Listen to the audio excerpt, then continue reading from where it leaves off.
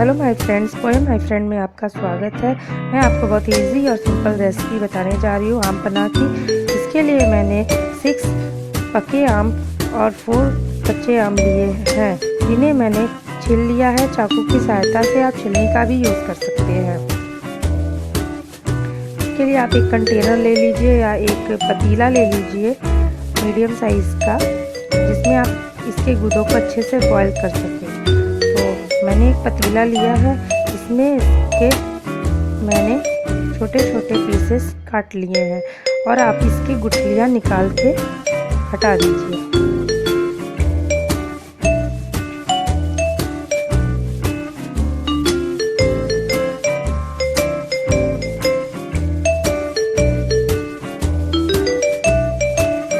जब सारे गूदे इसमें आप काट लीजिए, उसके बाद इसमें आप पानी ऐड कर लीजिए। पानी 3 से 4 कप आप यूज़ कर सकते हैं और इसे 15 से 20 मिनट तक गैस पे बॉईल होने दीजिए। और इसमें चीनी भी ऐड कर लीजिए, शुगर। आप चीनी अपने टेस्ट के अनुसार ज़्यादा या कम कर सकते हैं। जैसा आपको ज़्यादा चीनी मीठा चाहिए तो थोड़ा ज़्यादा चीनी डाल दीजिए, कम चाहिए तो कम चीनी। मैंने इसमें 200 ग्राम शुगर ऐड करी है और इसे बॉईल होने दीजिए 15 से 20 मिनट। और जब इसका गूदा सॉफ्ट हो जाए, आप दबाकर चेक कर सकते हैं। जब ये अच्छे से सॉफ्ट हो जाए, दब जाए, तो इसे ठंडा होने दीजिए और फिर एक मिक्सर जार ले लीजिए, उसमें इसे डाल दीजिए और अच्छे से ब्लेंड कर लीजिए।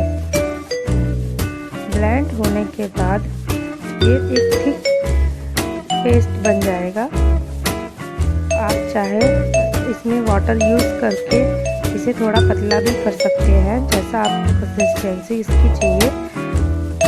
और अगर आप आइस क्यूब्स का यूज़ कर रहे हैं तो इसमें वाटर डालने की ज़रूरत नहीं है, क्योंकि आइस क्यूब्स जब मेल्ट होंगे तो ये ऑलरेडी थोड़े से पतले हो जाएंगे।